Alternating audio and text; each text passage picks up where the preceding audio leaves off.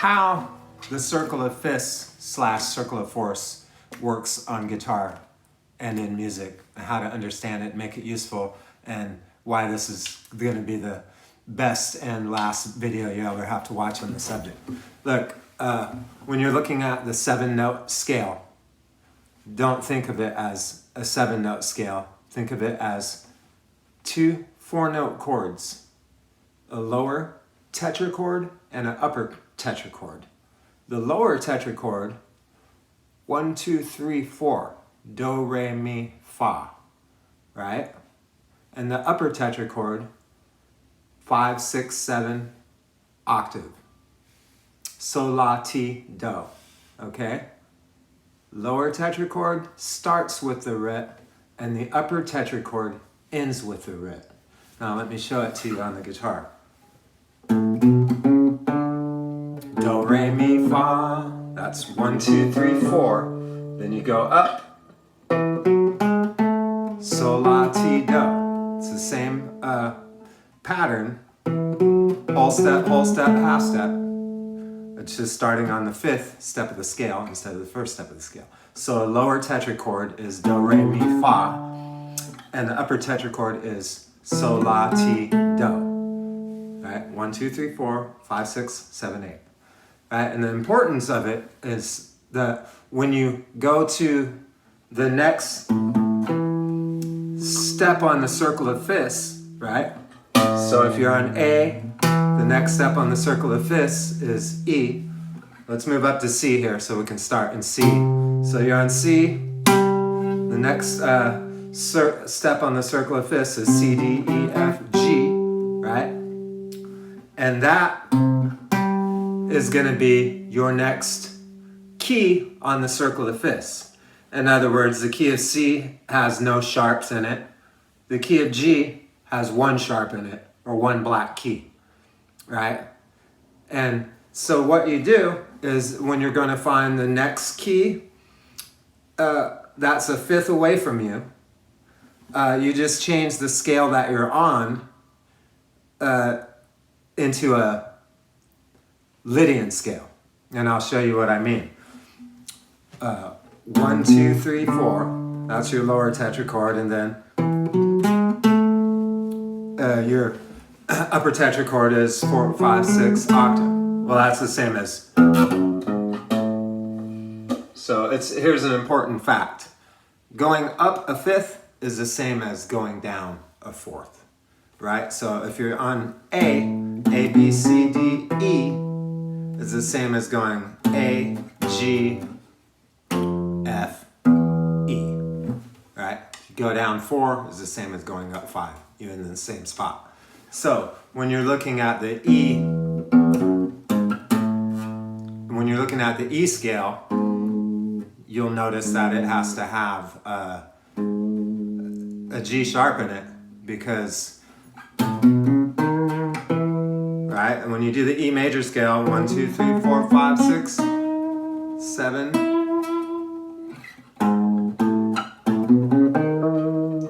a D sharp, excuse me. So the idea is if you're in A, for instance, and you want to go to the next key on the circle of fifths, that'll be E. And so all you have to do is change your A major scale. Just change the 4th, raise the 4th step of the scale. That's what I'm trying to say. When you raise the 4th step of the scale, when you turn the Ionian scale into the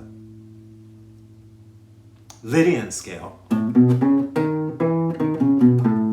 what you're really doing is you're changing keys forward a 5th on the circle of fifths, right? Because what we know is about tetrachords is when you're going to a new key on the circle of fifths, you take your tetrachord, your lower tetrachord, and you're in that key. And then here's your upper tetrachord. Well, when you want to step to a new key, you use the upper tetrachord of your previous key as your lower tetrachord. And then you raise the 7th tone so that it's a major scale. And that's the 4th tone of, so if you're making it,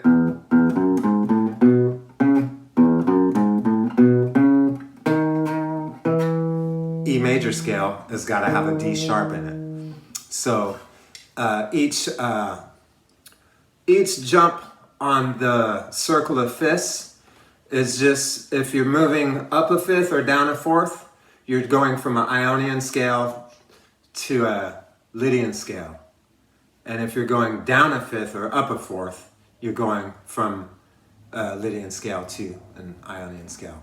And that is how that works on guitar is what's important about this video.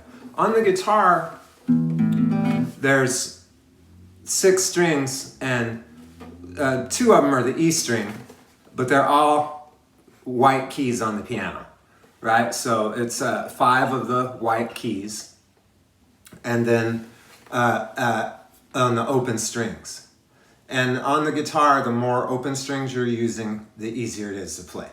So you start out in C, and it's got all white keys, right? And then the next key, if you're in C, 1, 2, 3, 4, 5, is G, and that has 1 sharp. Well, we know that in G, you have to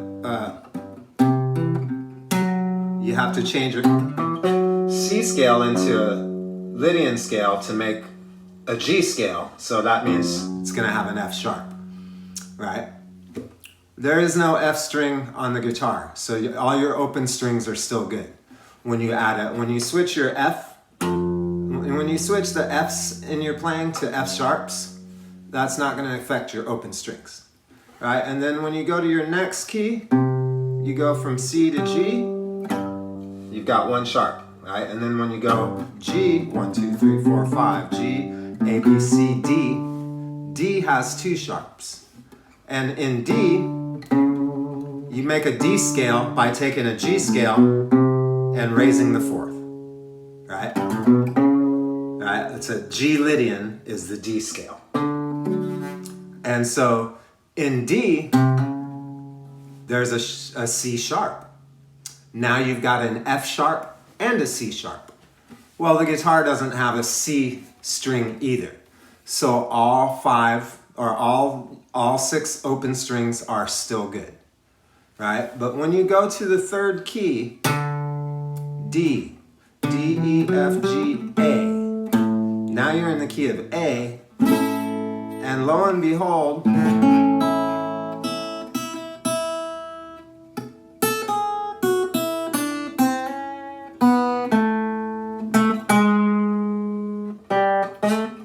right there, the key of A necessarily has a G sharp in it, because whatever key you're in, the 7th step of the scale is just 1 fret behind it. So A, B, C, D, A, B, C sharp, D, E, F sharp, G sharp. Now you're in a key that has 3 sharps.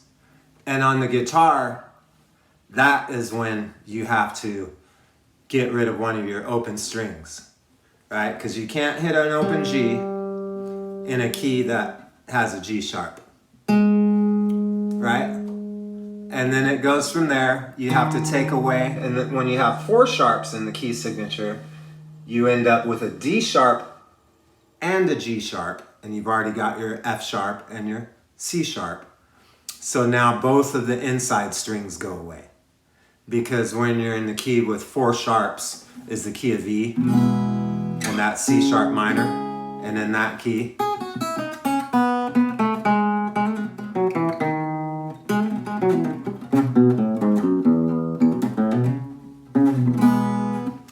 you have to be real careful to make sure that you pin down the 1st fret on your 2 open strings. So on the guitar, it's really important to understand how to shift the tritone over 1 fret so that you advance on the circle of fifths to modulate to the next adjacent key or back 1. right? And you do that by adding first a F sharp, then a C sharp, G sharp, C, and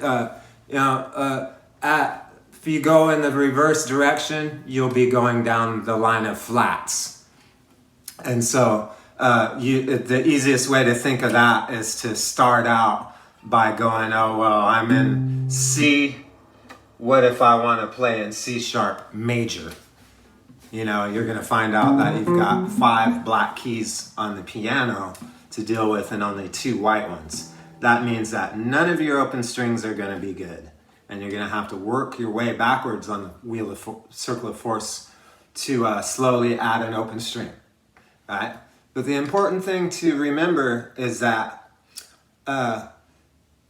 you can play in so many keys, because when you're playing in C, you know, you could also be playing in A minor, G, or all these D minor, Dorian, G, dominant, you know, A minor proper, you know, C major. That's 4 right there, and then also E Phrygian, F Lydian. So there's 6 or 7 keys that you could be playing in for each key signature that you're in, right?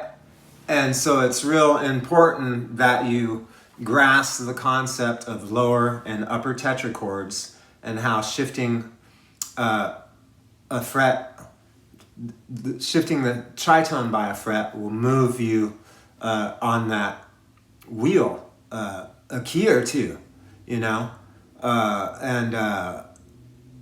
how you can utilize that to make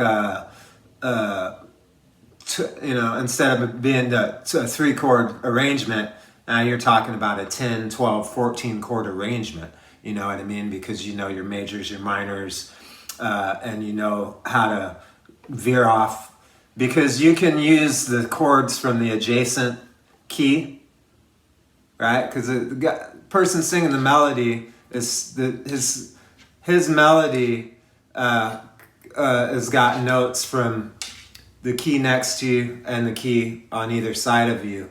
You know what I mean? So you can wiggle your way into a 10-chord arrangement instead of a 6-chord arrangement really quick by borrowing from the neighboring keys. And because of structural harmony, you're going to have to. Because that tritone, you know what I mean? When you come to a chord where it's the 5th note of the chord, it's going to be flat. You're going to have to move it. If you got backup singers or anything like that, or you're doing a 3rd-part harmony, you'll see that it's going to be necessary. All right, Black Cracker coming at you.